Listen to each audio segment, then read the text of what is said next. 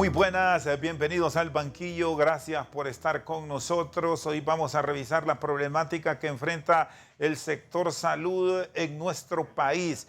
¿Cómo está el gremio médico en este momento enfrentando las enormes dificultades con las autoridades de la CESAL para resolver el conflicto de los nombramientos para todo el personal que estuvo en primera línea? Hoy nos acompaña desde San Pedro Sula el actual vicepresidente del Colegio Médico de Honduras, el doctor Samuel Santos. Doctor, qué gusto saludarlo. ¿Qué acuerdos han tenido en las últimas horas? Hablábamos recién que hay una solución para algunos médicos de Olancho que hoy se han notificado, pero al final son más de 2.000 facultativos los que están tocando la puerta por un trabajo en propiedad. Buenas noches, doctor. Buenas noches, don Rosendo. En efecto, hemos estado pues tratando de resolver este problema, de buscarle soluciones por la vía del diálogo. Hace aproximadamente 2 meses, cuando entró el actual ministro, doctor José Manuel Mateo, nosotros nos reunimos con él nos pidió un compás de espera. Él fue el que puso la fecha de 30 de marzo como la fecha límite para que él pudiera encontrarle solución al problema que enfrentaba, que era darle el nombramiento a más de 9,000 trabajadores de la salud, entre ellos pues más de 2,000 médicos que habían estado trabajando por años en la Secretaría de Salud por la modalidad de contrato y durante la pandemia que fueron contratados para poderle hacer frente en los diferentes salas COVID que se abrieron en el país. Llegamos al 30 de marzo y el ministro previamente, 2 semanas antes, nos había dicho que el problema era que Finanzas no le había dado el dinero que necesitaba para hacerle frente a todo ese gasto pues, que representa para la Secretaría de Salud. Hicimos un movimiento que fue 2 días antes del 30 de marzo. Recuerdo yo que fuimos a la Secretaría de Finanzas, hicimos la presión y Secretaría de Finanzas después de eso dijo que había entregado los fondos necesarios a la Secretaría de Salud. El ministro se comprometió a hacer efectivos los salarios adeudados, ya para entonces eran ya casi 3 meses de atraso, ya por el 4.º mes que íbamos a llegar y no hubo pago. Llegamos a la Semana Santa, no existió el pago y posteriormente a eso, pues el ministro dijo que tenía problemas de inconsistencia con los documentos por la revisión que había hecho el CNA. La revisión de documentos que se hizo no era responsabilidad de los gremios. Quedamos en el acuerdo que eso lo iba a hacer CNA como un bebedor de mucha credibilidad en Honduras y además porque no tenía intereses en las plazas, pues, y el pago de los salarios de los trabajadores de la salud. Por tal razón, una vez que fue entregado ese informe al ministro de Salud y habiendo entregado el dinero la Secretaría de Finanzas, pues lo que procedía era pagar los salarios, sin embargo no se hizo. Posteriormente se llegó a la readecuación del presupuesto, donde todos los ministros podían decir cuánto dinero necesitaban para solucionar los problemas que tenían, y cada ministerio llevó al Consejo de Ministros las necesidades que tenían, incluyendo la Secretaría de Salud. Y ahí fue donde se presentó nuevamente al Congreso Nacional el nuevo presupuesto, la readecuación de presupuesto, y se aprobó en un 100%. Hay que decirlo tajantemente, el Congreso Nacional se los aprobó en un 100%. Y a hoy, doctor Santos, estamos a 28 de abril, ¿a cuántos facultativos que ustedes tienen registrados como agremiados del Colegio Médico de Honduras les han resuelto? A ninguno. En este momento no se ha resuelto a nadie. No hay solución. Los acuerdos, los pocos acuerdos que se han entregado pero no les han pagado, esos acuerdos todavía son los que dejaron firmadas las autoridades anteriores. Es decir, que esos acuerdos no pueden anularlos las actuales autoridades, pero en este momento, a día de hoy, y hasta esta hora, no se ha entregado por parte de la Secretaría de Salud un solo acuerdo que haya sido firmado por las nuevas autoridades. Ellos siguen revisando documentos. Primero, pues decían que había inconsistencias de salarios. Nosotros no nos oponemos a eso. Creemos de que no se deben pagar salarios aumentados, tampoco de personas que entraron a última hora a los listados de trabajadores de la salud. Por ejemplo, personas que entraron en diciembre, noviembre, todavía en enero entró algunas personas. Entendemos que los metieron de última hora y estamos de acuerdo. Nosotros no estamos defendiendo ningún tipo de estas anomalías. Defendemos a los médicos de Honduras, a las enfermeras, a los trabajadores de la salud que han estado trabajando durante la pandemia, pero que no han recibido ni su acuerdo, como decía el decreto 047-2020, ni tampoco han recibido el salario de los últimos 4 meses. Es decir, que ahorita estamos en abril, ya el 20 de cada mes el gobierno paga los salarios, ya estamos corriendo los salarios del mes de mayo. Es decir, que se está juntando ya 5 meses sin que el gobierno de Honduras, en representación del Estado, haga el pago de los salarios a los médicos, enfermeras y resto de trabajadores de la salud. Ustedes como médicos ya agotaron la ruta de arreglo con el también doctor José Manuel Mateu y están buscando ya una negociación directa con el Ejecutivo tras estos 10 días que se han mantenido en asambleas informativas o qué camino esperan encontrar para resolver la crisis, doctor. Sí, fíjese que nosotros hemos mantenido abierto el diálogo. De hecho, el doctor José Manuel Mateu, que fue compañero nuestro en años de estudio en la universidad, somos amigos, no lo vamos a negar. Él sabe y él y yo tenemos los mensajes que yo le mandé el domingo de resurrección, anunciándole de que el gremio y los trabajadores de la salud estaban desesperados por no haber recibido su salario y que era importante que nos sentáramos. Incluso le dije en uno de los mensajes que a riesgo de parecer necio, le seguía mandando esos mensajes con la intención de sentarnos el día lunes a dialogar. La respuesta de él siempre fue negativa, nunca quiso llegar a un diálogo, lo tomó de una manera, yo creo que está bien, ¿verdad? De sarcástica, o quiso hacer un chiste de esto, diciendo que lo que nosotros queríamos era una foto con el ministro, lo cual no es cierto. Nosotros tomamos esto muy en serio y hasta el día de hoy pues no hemos podido tener la posibilidad de volvernos a reunir porque no encontramos en el doctor Mateu el deseo de reunirse con el colegio médico. Lo hace solo con los sectores que él siente que lo apoyen abiertamente y nosotros no podemos en este momento apoyarle en no pagar los salarios a los trabajadores de la salud. Es una situación bastante calamitosa. Recuerde usted que el derecho al trabajo es un derecho humano y el no pago del salario, del trabajo digno del ser humano es también una violación de los derechos humanos y de los derechos de los trabajadores. Entonces nosotros siempre mantuvimos abierta la línea del diálogo, pero a partir del domingo de resurrección, finales de la Semana Santa, el doctor Mateu cortó toda comunicación con nosotros, solo lo hace para otro tipo de situaciones y no hay posibilidades de ya que hablemos sobre esta situación. La revisión de documentos que están haciendo en la Secretaría de Salud no tiene sentido. La revisión la hizo el CNA, no deben ser los gremios los que revisen. Imagínese usted que en su empresa, por ejemplo, para donde usted trabaja, sea usted el que revise los documentos y usted decida a quién de sus compañeros le va a dar trabajo y a quiénes no. Esa es una responsabilidad bastante grande y no se le puede dejar a los gremios. Eso debe hacerlo el patrono. El patrono es el responsable de decidir quién está adecuado para trabajar, quién tiene todas las características necesarias para un puesto de trabajo y proceder a dar ese nombramiento. No son los trabajadores los que tienen que escoger a los trabajadores. Sí, por supuesto que sí, nos sentimos burlados, nos sentimos despreciados por parte de la Secretaría de Salud, no por parte de la persona José Manuel Mateu. Con él, yo se lo dije a él, no nos queremos sentar contigo porque eres José Manuel Mateu, nos queremos sentar contigo porque eres el ministro de Salud. Y entiendo que él también debería sentarse con nosotros, no porque yo sea Samuel Santos, sino porque represento al Gremio Médico Nacional. Es decir, esto es una relación institucional, no tiene nada que ver con las personas. Nosotros no tenemos nada en contra del ministro de Salud, no tenemos nada en contra del gobierno de la República, apoyamos este nuevo gobierno, creemos de que debe hacer las cosas correctamente y por eso hemos sido pacientes, hemos estado esperando y a la expectativa de que haya un cambio de decisiones para poder salir adelante con este gran reto que tiene la población hondureña, porque es la que está, al final de cuentas, quien sale perjudicado son los pobres, ¿verdad? Porque son los que van a los hospitales públicos y para nosotros ya no podemos seguir esperando un momento de diálogo que ya fue negado por parte de la máxima autoridad de la Secretaría de Salud, por lo que le hacemos un llamado a la señora Presidenta de la República para que nos escuche, para que nos reciba, para que podamos buscarle una solución consensuada.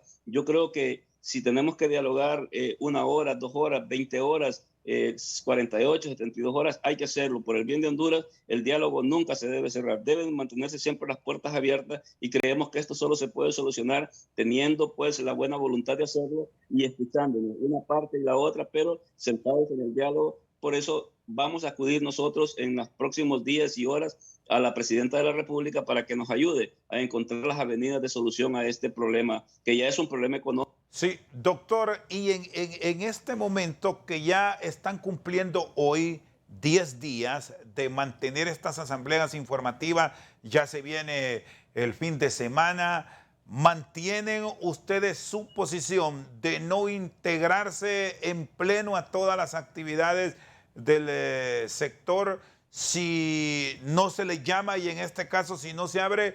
Me dice usted y esa ruta de dialogar directamente con la presidenta del país. Sí, es correcto, usted tiene toda la razón, son 10 días ya de asambleas informativas. Esto perjudica, como le digo, primeramente al pueblo de Honduras y también perjudica la salud mental, la salud física de nuestros agremiados, de los trabajadores de la salud, que ya se encuentran en este momento entrando a una etapa de desesperación económica porque ellos tienen que pagar pues alquileres, tienen que pagar agua, luz, teléfono, escuela, alquileres algunos. Es una situación bastante difícil. El transporte está caro, la gasolina. Entonces, los trabajadores de la salud ya no soportan esta situación. Hay que entender lo que esto genera un drama humano. Cuando hablamos del pueblo hondureño, casi siempre esa imagen la trasladamos solo a un sector del pueblo, al campesino, al obrero, al trabajador. Pero pensemos que todos somos pueblo, ¿verdad? Usted es pueblo periodista, nosotros somos pueblos médicos, pueblos trabajadores de la salud. Es decir, que pueblo somos todos. Entonces, de una manera u otra, todos los sectores del pueblo se ven afectados y más en este momento cuando son los trabajadores que atienden a la población más pobre de Honduras la que está sin salario y la que está pues sufriendo las consecuencias de la ausencia de dinero en sus casas para llevarle el alimento a la mesa. Esto significa que aquí vamos a medir la estatura moral del gobierno dependiendo de qué forma atiende a aquellos sectores que atienden el desarrollo humano. El desarrollo humano lo tienen la salud y la educación en Honduras. Entonces yo creo que la presidenta Xiomara ha sido clara en sus intervenciones y ha dicho que ella va a prestar mucha atención al desarrollo humano de Honduras porque es un gobierno que sí entendemos está muy preocupado por dar la preponderancia importante primero al ser humano y después al concreto y las obras faraónicas que acostumbraban a hacer otros gobiernos. Muy bien, está con nosotros el vicepresidente de la Junta Directiva del Colegio Médico de Honduras, doctor Samuel Santos. Vamos a una pausa. Cuando regresemos, han buscado ya la comunicación directa con la presidenta de la República, tienen ese acercamiento que nos depara ya para la próxima semana, es el mes de mayo. Y prácticamente estos últimos días de abril, la atención ha sido a medias por parte de un sector de profesionales del país que durante 2 años no han parado de trabajar. Ya regresamos.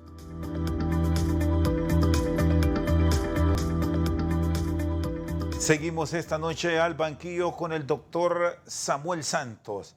Han tenido a nivel de su persona, de la doctora Helga Codín, una comunicación ya directa con el Ejecutivo, partiendo que ese diálogo con el doctor José Manuel Mateu, en su condición de ministro, debemos decir, está prácticamente en saco roto, doctor. Sí, le reitero, no por parte de los gremios, no por parte del Colegio Médico, ha sido una decisión pues unilateral del doctor Mateu al considerar él de que ya era suficiente lo dialogado, que ya él estaba cansado, eso fue lo que me expresó, estaba cansado de esta situación. Incluso creo que está enfrentando un problema bastante grave en Choluteca y me dijo que ya estaba cansado de estar del problema de los trabajadores de la salud del Colegio Médico y estaba cansado del problema de Choluteca también. Ahí tengo yo la comunicación que él me da y lo entiendo. Yo sé que es muy estresante ser ministro de salud, me lo imagino, nunca lo he sido. Sin embargo, yo siempre he dicho y creo y soy del criterio de que toda controversia, toda desencuentro que podamos tener los seres humanos solo se puede solucionar construyendo puentes a través del diálogo. El diálogo debe ser sincero, eso sí, pero diálogo al final de cuentas para construir consensos y que esos consensos nos lleguen a construir soluciones. Por lo tanto, nosotros pues siempre estuvimos anuentes a reunirnos con él. Nos mandó con la doctora Nersa Paz, la viceministra, una excelente médico con mucha experiencia, pero no tiene ella la posibilidad de resolver estos problemas. Fue muy sincera y nos dijo que aún después de la readecuación del presupuesto, pues no contaban con el presupuesto suficiente para solucionar los problemas que enfrentaban. Por esa razón, nosotros hemos recomendado por varias vías de que el ministro presente nuevamente al Consejo de Ministros una readecuación del presupuesto para que nuevamente lo lleve al Congreso Nacional de la República y le puedan dar todos los fondos que él necesita para solucionar este problema. Pero cerrándole las puertas al diálogo al Colegio Médico, es imposible que él encuentre las avenidas correctas para llegar a ese diálogo fraterno. Por lo que hemos buscado amigos que tenemos en diferentes partes y que sabemos son cercanos a la presidenta por muchas razones, por situaciones filiales o de amistad, para poderle mandar el mensaje que nosotros lo que queremos es dialogar. De ninguna manera vamos a ser piedra de tropiezo en la gobernanza de este gobierno que recién empieza, y creemos de que está haciendo cosas muy importantes e históricas.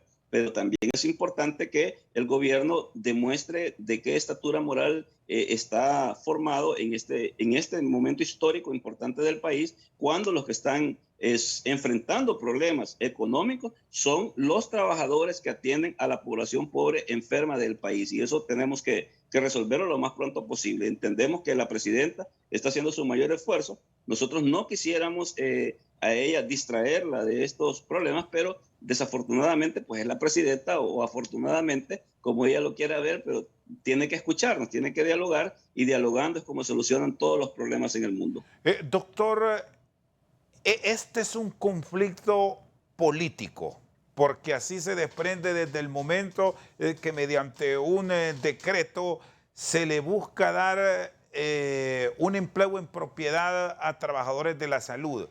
Bajo ese concepto, ¿ustedes están conscientes que habrá sacrificios por parte de ambas partes? Si se plantea en este escenario, ¿podrían volver a dialogar con el doctor Mateu? Pero que desde luego, si ya se tiene un presupuesto reformulado, aprobado por la Cámara Legislativa, se salden todas las deudas ya cumplidos 4 meses de no recibir salario. ¿Es viable ese sacrificio de ambas partes o lo ve difícil y más vamos a un tiempo donde las medidas de presión se pueden incrementar en los próximos días? Sí, es que hay que definir bien clara la situación que es político, ¿verdad? En Honduras confundimos lo político con los partidos políticos electorales. Todo en la vida es político. El ser humano es un ser biopsicosocial y es un ser político, es un animal político por excelencia. Entonces, esto a nosotros nos trae a colación, pues, de que tenemos que resolver este problema precisamente a través del diálogo, porque el diálogo es lo que nos convierte en animales políticos. Sin embargo, no significa que esto se va a arreglar a través de lo que son los partidos políticos, ¿verdad? No, esto no tiene nada que ver con la afiliación política de los trabajadores. Un trabajador, un hombre, una mujer, no importa si es cristiana, si es musulmana, negra, blanca, judía, no importa qué edad tenga, ese ser humano, ese hombre, esa mujer necesita trabajar, y eso es lo único que le importa. Entonces aquí no pueden caber de ninguna manera puntos de vista políticos pasionarios o puntos de vista políticos electorales o puntos de vista dogmáticos, ¿verdad? No, es un trabajador de la salud, y el trabajador de la salud, no importa a qué partido político electoral pertenezca, tiene derecho a trabajar. E incluso en Honduras es ilegal que a una persona se le pregunte de qué religión es o a qué partido político electoral pertenece para ostentar un cargo público o un trabajo. Eso no está bien, eso es ilegal, es inconstitucional. El derecho al trabajo es natural y es humano. Por eso es que nosotros insistimos que en Honduras se está generando una situación de dramatismo humano, porque esto no tiene nada que ver con los partidos políticos. Entiendo, puedo comprender, yo nací en Honduras, crecí en Honduras, vivo en Honduras, y entiendo desde que soy niño de que en este país la situación es que cuando entraba un gobierno salían todos los militantes del partido del gobierno anterior y entraban los nuevos. Esa es una práctica que la debemos de ir abandonando. El derecho al trabajo es un derecho humano independientemente de todos esos factores que nos podrían dividir como seres humanos. Doctor, ¿y cómo están haciendo con los agremiados, en este caso del Colegio Médico, y el apoyo solidario que se tiene para otros trabajadores de la salud? Pero me quedo con los galenos. ¿Hay alguna línea de crédito que les han abierto para sufragar gastos o para cubrir emergencias? ¿O qué han hecho con todos estos médicos que aún no reciben su salario? Bueno, muchos de ellos han tenido que pedir préstamos, como usted dice, no solo en el colegio médico, también en la banca. Y otros trabajadores de salud tienen que pedir préstamos en la pulpería del barrio, en la trucha. Nuestras enfermeras deben en las pulperías. Es una situación bastante difícil, es una situación calamitosa. No es una situación sencilla de la que estamos hablando. Estamos hablando de que a muchas enfermeras les están cobrando el alquiler de la casa donde viven. Están cobrándoles en la pulpería la manteca, el arroz, los frijoles, la leche que necesitan para sus niños. No es una situación sencilla, ¿verdad? No es solo de pensar de que con un préstamo se va a solventar esto. El ser humano tiene derecho a trabajar y a recibir puntualmente su salario, porque esa es otra costumbre que ha existido y que se ha hecho ley en Honduras, de que se paga cada 3 o 4 meses, y eso no puede seguir siendo así. El salario es sagrado, está en la Biblia, está en las leyes del hombre también. Entonces, nosotros creemos que esto no puede seguir así, y por eso es que hay que abrir todas las posibilidades de diálogo para que lleguemos a consensuar y podamos buscarle una salida. Porque un tan solo trabajador, independientemente del partido político a que haya pertenecido o que él simpatice, tiene derecho a trabajar. Es hondureño, es ser humano y tiene derecho al trabajo. Y nosotros como colegio médico a todos los vemos por igual y creemos que es un derecho ya adquirido y ganado. Y además, como decíamos el año pasado, nos decían héroes. Estoy seguro que a nadie le importaba de qué partido era un trabajador de la salud o el médico que lo estaba atendiendo. Cuando uno tiene dificultad respiratoria, no puede respirar y necesita la ayuda de una enfermera, de un médico, de un camillero que lo lleve de un lugar a otro, de una ambulancia. Estoy seguro que a nadie en ese momento se le ocurrió preguntar de qué partido era ese médico, esa enfermera. Por lo tanto, el derecho adquirido por los trabajadores de la salud ya es un derecho ganado y es un derecho que se debe buscar la manera de que se le haga justicia y que se haga una realidad, porque eso es lo que espera esta parte del pueblo, que son los llamados trabajadores de la salud. Doctor Samuel Santos, hay dos puntos claves en la relación Estado-trabajador. Caso de la salud. Ya me exponía usted que hay muchos trabajadores del sector que les han retrasado históricamente los pagos y pasa casi en toda aquella actividad laboral que recién está iniciando un trabajador. En el caso de los médicos, ¿cómo están? Los que ya han obtenido una plaza de los últimos meses, su caso que ya tiene algunos años dentro del servicio público, ¿están al día? ¿A ese grupo de médicos sí les están pagando en el tiempo indicado o también hay retrasos? No, a los médicos de antigüedad, los que ya tenemos varios años de estar trabajando, como eso ya está en el presupuesto general de la República, no hay retrasos, pero somos la minoría. Es que como la costumbre, como le digo, es que por esa invasión de la política sectaria partidaria en la vida administrativa del país, es que se ha generado una planilla que se llama 121, que es donde los gobiernos le dan trabajo por contrato a todas las personas que trabajan en las diferentes secretarías del Estado. Me imagino que así ha de ser en todas las demás secretarías. Entonces, esa planilla 121, ahí es donde entran todos los trabajadores del Estado. ¿Qué ocurre con esa planilla? Que es la mayor cantidad de personas trabaja bajo la modalidad de contrato. No tienen derecho a 14, a vacaciones pagadas, no tienen derecho a seguro social, no tienen derecho al INJUPEN. Entonces, es persona que no tiene derecho a jubilarse algún día. Estas personas además no reciben el salario que dice la ley. El Estatuto del Médico Empleado ya es una ley de la República y tiene un salario. A ellos se les paga por debajo del salario que deberían de estar devengando en este momento. A muchos los han hecho trabajar hasta por 17,000, 15,000 lempiras médicos, especialistas que no están en el sistema nacional porque tendrían que estar trabajando por la modalidad de contrato, prefieren ir a trabajar al sector privado, pese a que ellos tienen la buena voluntad de servir al pueblo en un hospital público. Sin embargo, pues no les dan los números para poder sostener a su familia. Entonces, el problema aquí es que se ha ido creciendo la cantidad de trabajadores por contrato y se descuidó la parte de los trabajadores permanentes, y eso es lo que genera esta gran deuda en el sector salud, porque se acostumbró también, y hay que decirlo meridianamente, y ojalá, y nosotros hacemos un llamado al nuevo gobierno para que no vaya a ser esa detestable costumbre que han tenido los gobiernos de pasar una hoja a los trabajadores de contrato donde les dicen que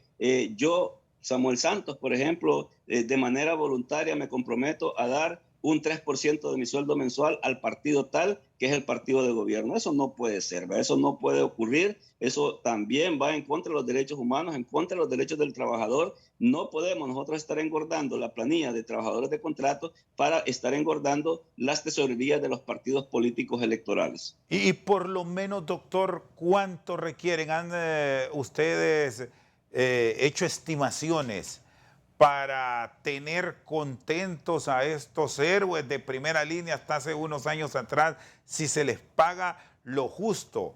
Porque se reformuló un presupuesto para cancelarles lo que se les debía sin estar con el pago de lo que manda el estatuto médico. Es decir, que si vemos la realidad de lo que se debe erogar, estamos hablando de cantidades elevadas del presupuesto del país. Es correcto, usted tiene toda la razón. Ellos hicieron los números en función de lo que están pagando en este momento. No lo hicieron en función de lo que deberían de pagar. Y sin embargo, nuestros colegas han sido y tienen la paciencia en este momento de decir que no importa, que ellos lo que les interesa es que les den la plaza en este momento, ¿verdad? Y que después el Estado busque la manera de encontrar esos fondos necesarios para poderles dar el salario que ellos merecen. Sin embargo, no están exigiendo ni siquiera la nivelación salarial, ¿verdad? Aceptan el pago que el gobierno les está dando en este momento, ¿verdad? Es decir, que no existe esa presión social en este momento para el gobierno, y una manera de colaborar para sacar adelante al gobierno y salir de este problema. Los compañeros han aceptado seguir con el salario que tienen ahorita, que deberían estar devengando, porque tienen 4 meses de no recibir salario, que deberían estar devengando, y dicen que están de acuerdo, que van a entrar con esa modalidad, y posteriormente pues el gobierno tendrá tiempo para buscar los fondos necesarios para poder nivelar esos salarios en la línea del tiempo que pues vendrá a futuro, ¿verdad? Pero eso es algo que lo pueden solucionar los especialistas en economía. Ellos sabrán cómo van a resolver los problemas económicos del país y a qué sectores de la nación ellos le van a dedicar mayor preocupación. Si usted recuerda, el gobierno anterior tenía la visión de que tenía que trabajar en el sector seguridad, y mucho dinero se empleó para lo que es Fuerzas Armadas, Defensa, Seguridad, y se consideraba que esa era la doctrina importante. Y yo pienso y creo, y así lo he entendido, que la nueva doctrina de gobernanza de la presidenta Xiomara Castro de Zelaya es beneficiar primero al ser humano, al pueblo de Honduras, al ciudadano de a pie, para que pueda tener las condiciones mínimas necesarias para poder vivir en un país que sí debe en este momento apuntarle, creo yo, a la educación y a la salud. Creo que educación y salud son elementos muy importantes. No podemos seguir invirtiendo tan poco dinero en esos dos sectores que son sensitivos para disminuir los niveles de inseguridad. Entre más analfabetas y más pobres tengamos, más inseguro será el país por muchos soldados y policías que tengamos. Muy bien, está con nosotros el vicepresidente del Colegio Médico de Honduras, Samuel Santos. Vamos a una pausa, ya venimos con más.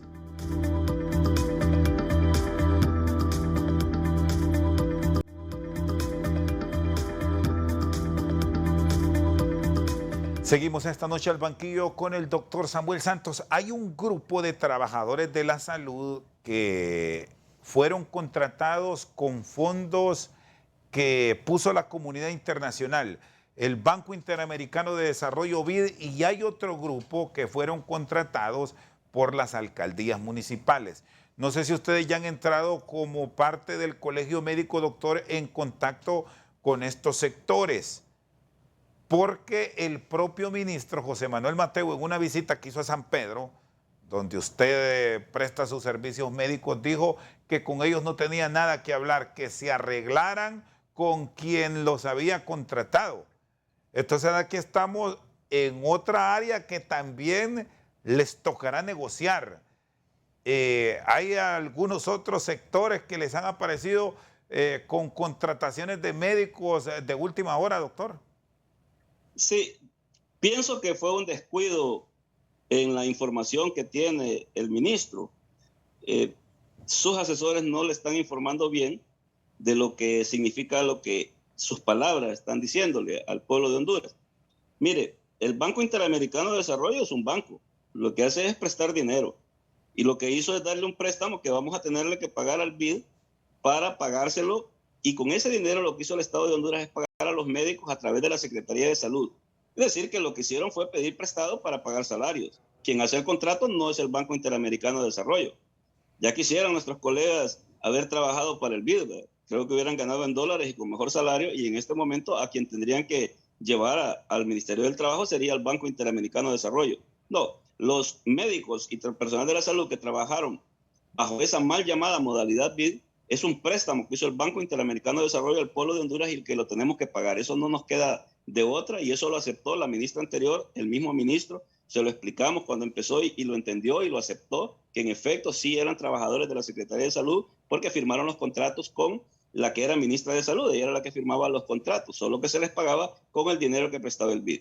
Con las municipalidades, yo soy testigo de primera línea. Yo era regidor municipal de Tela hasta enero de este año, y las municipalidades lo que recibían era también transferencias de la Secretaría de Salud. Es decir, Fuerza Honduras pertenece a la Secretaría de Salud. Es un intento de descentralizar. Usted sabe que en este momento en el Congreso Nacional se está discutiendo si se continúa o no se continúa con esa modalidad de descentralizar. Pero lo que se descentralizó no es el modelo de salud pública. Lo que se descentralizó solamente es la administración. Igual ocurre con las fundaciones. De las fundaciones no tienen nada de fundación. No es que un grupo de buenos ciudadanos, altruistas y muy buenas personas vienen y dicen de su pecunio particular, dicen que van a agarrar tantos millones y lo van a aportar para una fundación para atender al pueblo de Honduras. No, eso no es lo que está ocurriendo. Lo que ocurre es que del presupuesto general de la República se le da a la Secretaría de Salud, y la Secretaría de Salud le hace transferencia a las fundaciones, a las municipalidades, y con eso hace los contratos y los pagos de los trabajadores de la salud. Es decir, eso se llama tercerización, y eso es hacer trampa. Porque el patrono no es el alcalde, no es la corporación municipal. El patrono es el que paga, y el que paga es la Secretaría de Salud. Así que no le queda otra al señor ministro que entender de que no es por hacerle la vida imposible a él, sino que es un compromiso del Estado hacer valer las leyes a través del Ministerio del Trabajo. Cuando se presenten una demanda de esta, se va a hacer en concurrencia y en solidaridad con la Secretaría de Salud. A la corporación municipal, que me imagino yo, va a llevar las pruebas de que en efecto ellos no son los patronos, porque ellos no son los que pagan, sino que quien paga a través de transferencia es la Secretaría de Salud. Entonces el Ministerio del Trabajo va a tener que decir, bueno, sí, el que paga es el Ministerio de Salud, y va a tener que entender de que son trabajadores de él. En lo del Banco Interamericano de Desarrollo, pues ya se lo expliqué, es un préstamo, no importa quién preste el dinero, pudo haber sido un banco nacional o pudo haber sido un banco internacional, en este caso fue el BID, pero no dejan de ser trabajadores de la Secretaría de Salud. Así que el problema, por eso es que tenemos que dialogar, y por eso estamos nosotros en la buena intención de dialogar con la Presidenta de la República para poder llegar a una solución consensuada a estos problemas, porque con decir parte de la verdad o decir mentiras no se resuelve el problema. Esa es la política del gato, ¿verdad? Esa es la costumbre del gato, de esconder las cochinadas para que no se vean a simple vista, pero el mal olor siempre se siente. Entonces es importante que busquemos soluciones permanentes a problemas que ya son añejos y antaños en la vida nacional. Sí, doctor, por cierto, en el proceso de cambio que se está hablando ahora en el sistema sanitario, y ya me lo exponía, pero quiero una visión suya más amplia, ya que he estado dentro de la administración pública, de esta decisión que se ha comenzado a madurar a nivel del Congreso, de algunas compras que se venían realizando a nivel de fideicomisos, incluso con la participación de las Naciones Unidas y la banca privada de medicamentos, que van por la ruta de que vuelva la Secretaría de Salud y que sea la CESAL quien lidere estos procesos de compra. ¿Es lo mejor para Honduras en estos momentos? ¿Cuáles son sus conceptos? Fíjese que el problema no es quién compra, don Rosendo. El problema en Honduras sigue siendo el mismo. Es la corrupción. Aquí pueden traer a la ONU, pueden traer nuevamente a la Iglesia, pueden traer al Vaticano. Mientras la corrupción siga imperando, no importa las medidas que se tomen. A través de los fideicomisos lo que se hace es tercerizar la compra, es decir, buscar un intermediario.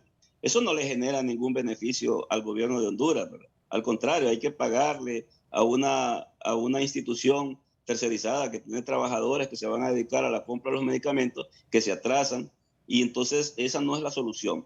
La solución es que las personas que se van a dedicar a la compra de medicamentos de la Secretaría de Salud, que es la que debe hacer las compras, sean personas honestas, sean personas honradas y que se firme, si es que se hay que firmar algo en el momento de tomar posesión de sus cargos, de que si salen culpables de un acto de corrupción se les va a aplicar penas severas, muy severas. Es decir, aquí debemos de hablar de muchos años de cárceles para aquel que meta las manos en los dineros del pueblo. Porque a pesar de los fideicomisos, aquí seguimos nosotros en instituciones que tienen 40% de abastecimiento de medicamentos. ¿De qué sirve estar pagando a bancos y a instituciones que no son parte del Estado para que se haga compra de medicamentos, pero no salimos del problema de desabastecimiento? Por lo tanto, aquí lo que se tiene que buscar es la forma de terminar de una vez con todas con la corrupción, que yo sé que es algo que va a tardar muchos años, pero tenemos que empezar. Y si este gobierno puede de alguna manera generar una nueva institucionalidad en el Estado,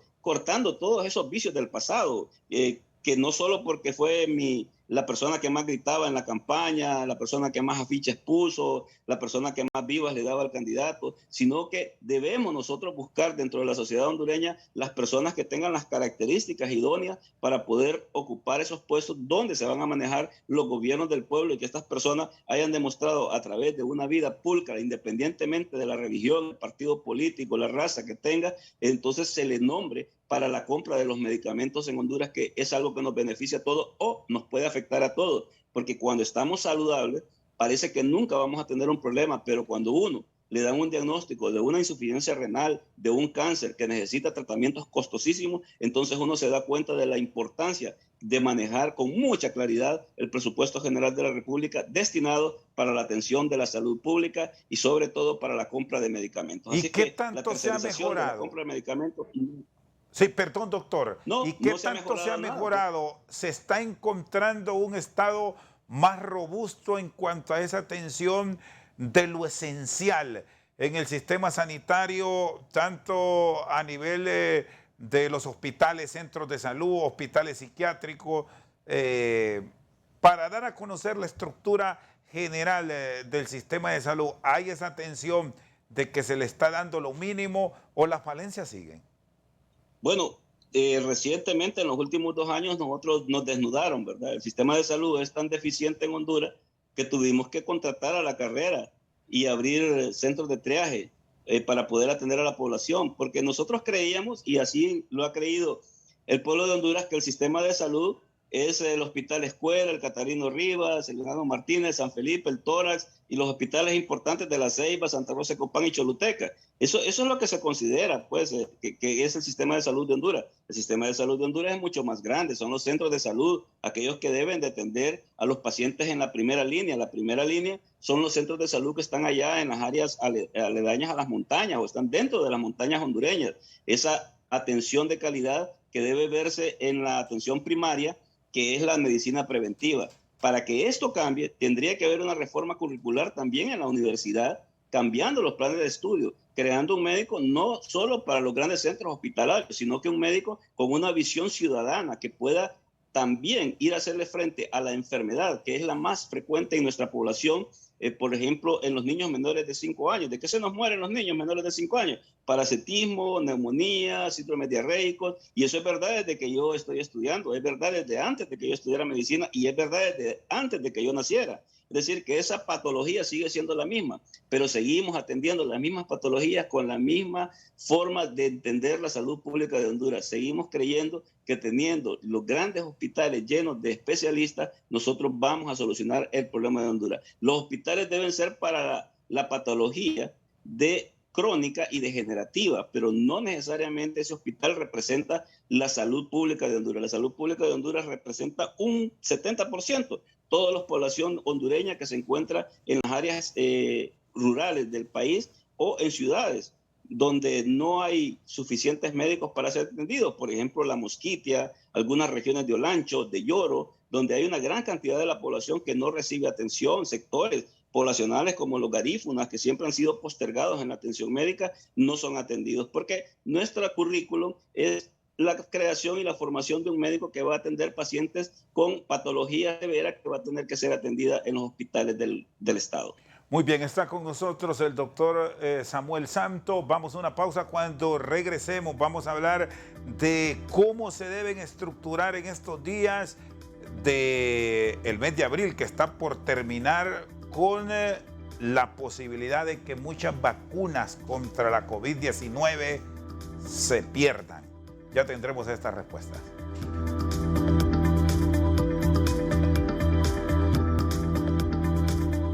Seguimos esta noche con el doctor Samuel Santos. Una de las grandes críticas en los momentos más críticos de la pandemia, afortunadamente ya ahora el mundo parece que está saliendo, doctor Santos, de la COVID-19.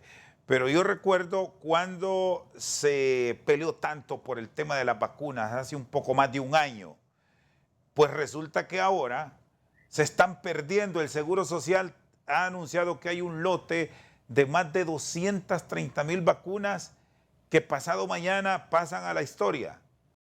¿Qué pasa con la estructuración de programas, de sistemas adecuados a nivel del Estado, a nivel del Seguro Social e incluso del sector privado de la salud en nuestro país?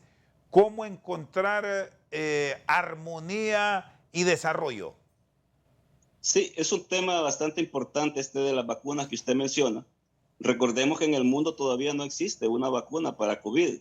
La vacuna es aquella inoculación que nos produce a nosotros anticuerpos permanentes para evitar una enfermedad como la de la polio, difteria, tosferina, pertussis, que ya nosotros ya las hemos utilizado.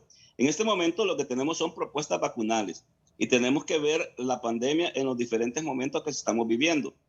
Cuando se compraron esas vacunas de AstraZeneca, en ese momento esa propuesta vacunal era una esperanza para el mundo, adenoviral, y era muy probable que la vacuna fuera muy buena. Se le apostó a ella y muchos países en el mundo la compraron, países del primer mundo también. Sin embargo, en el transcurso de la pandemia se demostró que no es una vacuna lo suficientemente buena y que tenía muchas reacciones adversas, por lo que al advenimiento de donaciones de la vacuna Pfizer, que tiene una mejor estructura molecular, entonces se empezó a aplicar por la Secretaría de Salud vacunas Pfizer. En este momento en el mundo ya nadie está poniendo vacuna AstraZeneca, y por mucha vacuna AstraZeneca que exista en existencia en el Instituto Hondureño de Seguridad Social, por muy buena la intención que hayan tenido de comprarla, pero eso no basta para aplicársela a ningún hondureño. Yo creo que ya debe quedar claro que la vacuna que vamos a seguir poniendo son las que están aprobadas hasta este momento para su uso de emergencia por la Organización Mundial de la Salud.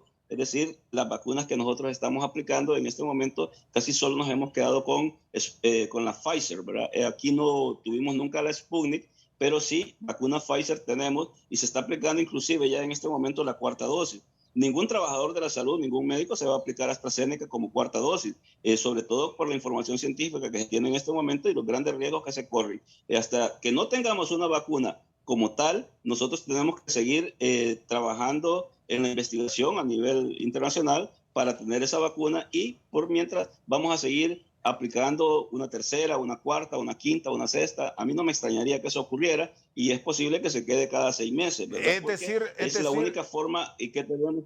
Sí, doctor Santos, es decir, que por más que hayan algunos colegas suyos que estén recomendando que se puede inocular la AstraZeneca como refuerzo, en este momento que ya hay grupos puntuales que pueden optar a una cuarta dosis, usted maneja un concepto de que no hay que tomar la opción que da AstraZeneca. Bajo este pensamiento, estas vacunas habrá que desecharlas, formarán parte de pérdidas, porque ni siquiera donadas las quieren ahora mismo.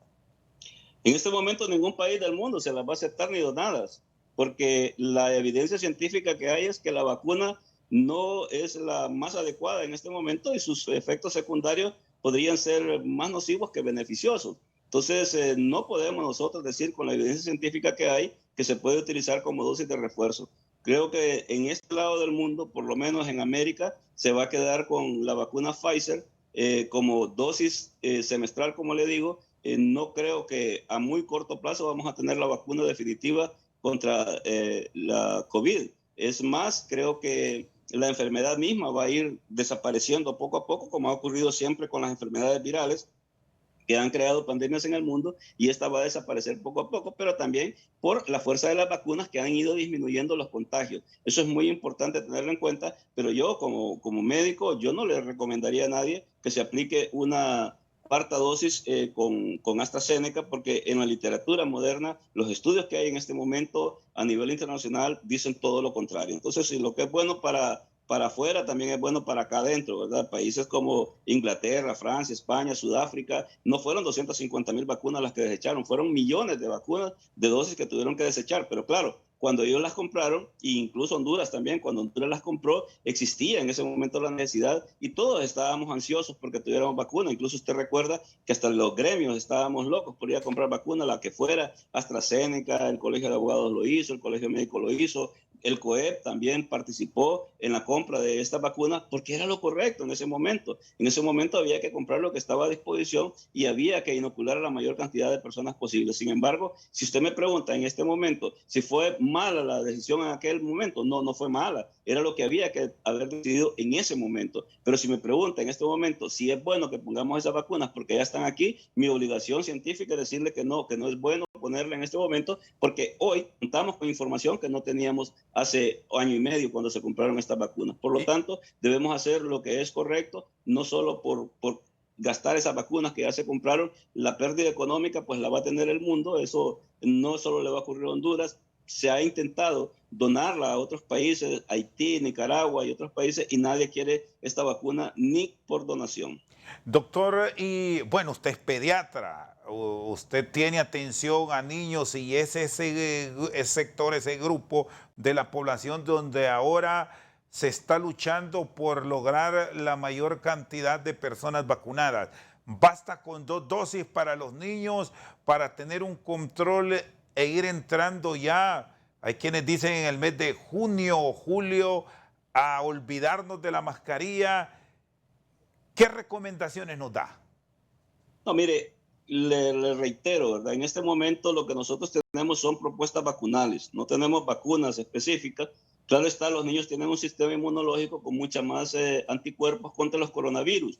En los primeros 5 años de vida es cuando más enfermedades por coronavirus nosotros presentamos, y por supuesto pues los niños tienen un sistema inmunológico más activo contra infecciones por coronavirus. Sin embargo, siempre es necesario, pese a que tengamos varias propuestas vacunales, es importante siempre tener el distanciamiento físico de las demás personas, evitar darnos o saludarnos con la mano o de beso. Debemos seguir utilizando la mascarilla, utilizando el agua y el jabón constantemente, o en su defecto el jabón, el gel, el alcohol gel, ¿verdad? O alcohol líquido, para poder estar en un lugar cerrado, ¿verdad? Y hacer mejor actividades al aire libre y no necesariamente en lugares cerrados, por ejemplo, discotecas y lugares donde hay mucha aglomeración de personas. Sé que para los jóvenes esto es muy difícil de llevar adelante, pero de esa manera es como se puede controlar la pandemia y la enfermedad. Mientras no tengamos una vacuna definitiva, seguimos nosotros dependiendo de esas medidas de bioseguridad que son tan importantes para tener a raya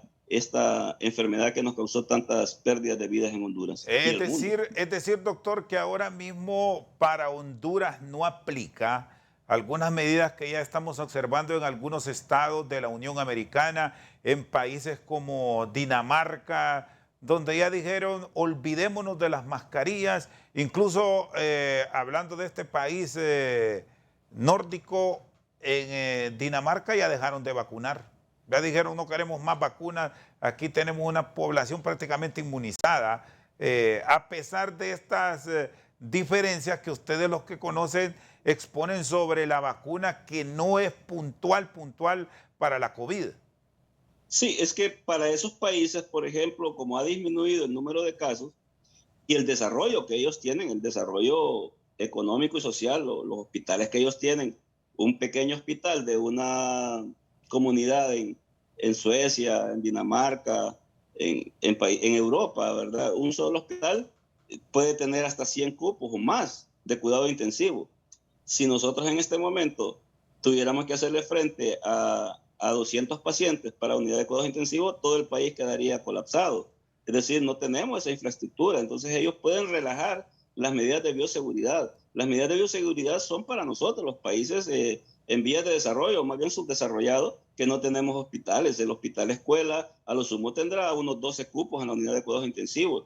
Cuando se presentaba a nivel nacional la ocupación del Hospital Nacional del Tórax, que decía que el 100%, me imagino que la mayoría de las personas imagina de que allí hay cualquier cantidad de pacientes, y creo que 6 cupos son los que tiene el Hospital Nacional del Tórax.